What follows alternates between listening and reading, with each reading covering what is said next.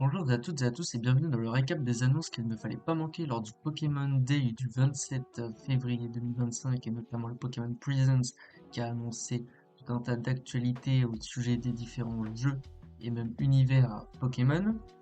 On entame directement avec l'annonce de nouveaux épisodes pour la série animée en stop motion La réceptionniste Pokémon.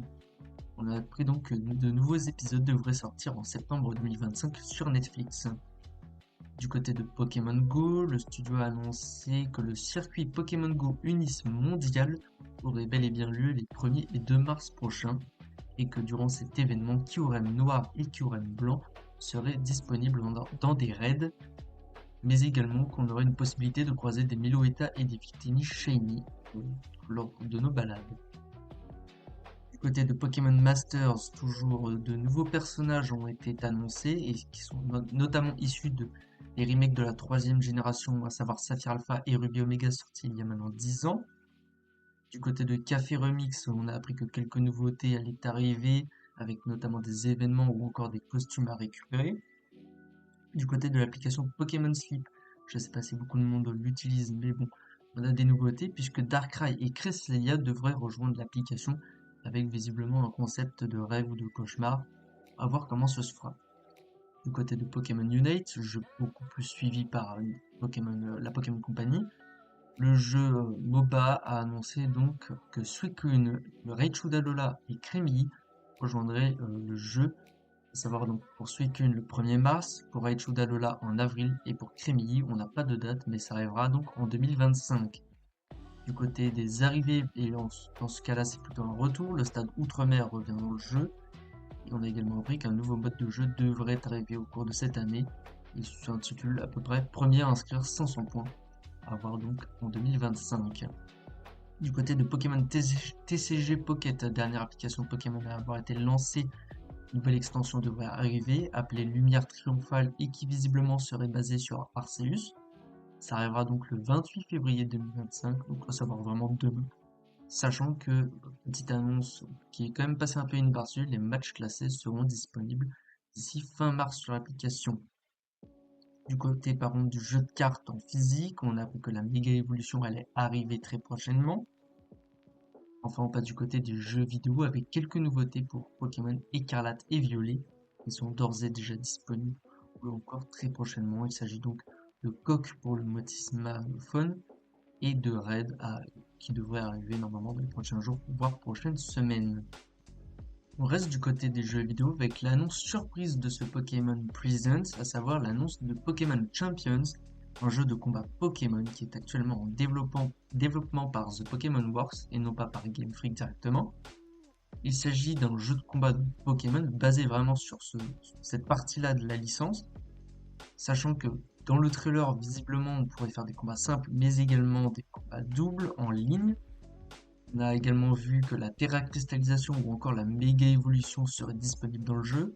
A voir donc si les attaques Z de Pokémon Soleil et Lune et les Dynamax slash Gigamax de IP Bouclier seront eux aussi disponibles. Ça m'étonnerait que ce soit pas le cas, mais à voir donc. Sachant qu'il a été annoncé également qu'il y aurait la possibilité d'amener ses propres Pokémon dans le jeu depuis Pokémon Home. À voir s'il n'y a pas un système de capture de Pokémon dans le jeu afin de pouvoir former des équipes pour s'affronter. On a donc appris également que le jeu serait disponible sur iOS et Android, donc sur téléphone, ça c'est assez intéressant, mais le jeu sera également disponible sur la famille Nintendo Switch, donc très certainement la première console, mais également la Nintendo Switch 2 qui a été annoncée par Nintendo il y a quelques semaines. Le but du jeu est globalement ici de rendre les combats beaucoup plus accessibles au grand public, donc à voir comment ça se fera, même si on pense qu'il y aura très certainement des combats, en tout cas des championnats du monde. Ça ne fait aucun de doute. Pas de date pour le jeu. À voir donc si ce sera pas pour 2026-2025, ça risque d'être compliqué puisque on passe à la dernière news de ce Pokémon Present, le très attendu nouveau trailer de Pokémon Legend ZA. C'est donc dévoilé. On a donc appris que dans ce jeu, on serait dans un Illumis en cours de transformation pour rendre la ville plus futuriste et rendre la cohabitation entre humains et Pokémon meilleure. Visiblement, le projet serait de se passer chronologiquement après Pokémon X et Y. On verra, on a certains personnages qui pourraient potentiellement revenir dans d'autres rôles. En tout cas, dans ce jeu, on a appris qu'il y aurait des zones ouvertes, comme ça avait été le cas, pardon, pour Pokémon Légende Arceus. Et donc dans ces zones ouvertes, pardon, on aurait la possibilité de capturer des Pokémon ou de les affronter pour s'entraîner. On a également appris qu'il serait visiblement possible de se déplacer sur les toits de la ville, à voir si Lumi sera pas disponible en mode monde ouvert, à voir en tout cas on a très hâte.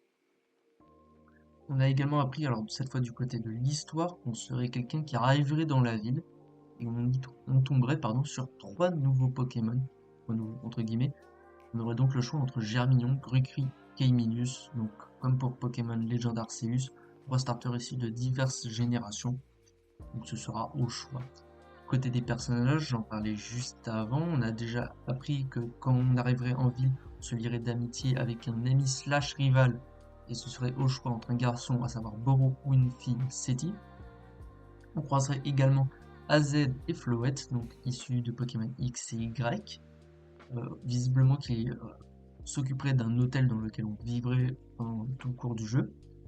Et niveau deux autres personnages qui ont été annoncés, il s'agit de Bridget et Mouska, qui seront donc à la tête de la société Quasar en charge du projet de réaménagement urbain de la ville, sachant que pour Bridget, il s'agit de la présidente et pour Mouska, le secrétaire.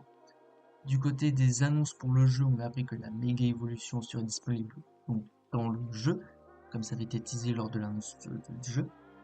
Alors, à voir si on aura de nouvelles transformations, mais également est-ce qu'on aura le droit à de nouveaux Pokémon, des nouvelles formes régionales, comme ça avait été le cas pour Pokémon Legend Arceus.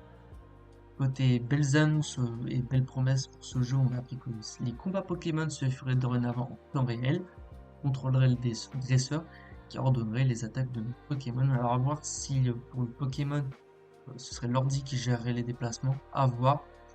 Et on aurait également aussi en charge les changements de Pokémon. Donc ça promet de belles promesses en tout cas. Enfin, on termine avec visiblement un teasing sur la fin du trailer pour une potentielle participation à un match qualificatif. Donc est-ce qu'il y aura un tournoi auquel on participe? C'est pas très clair.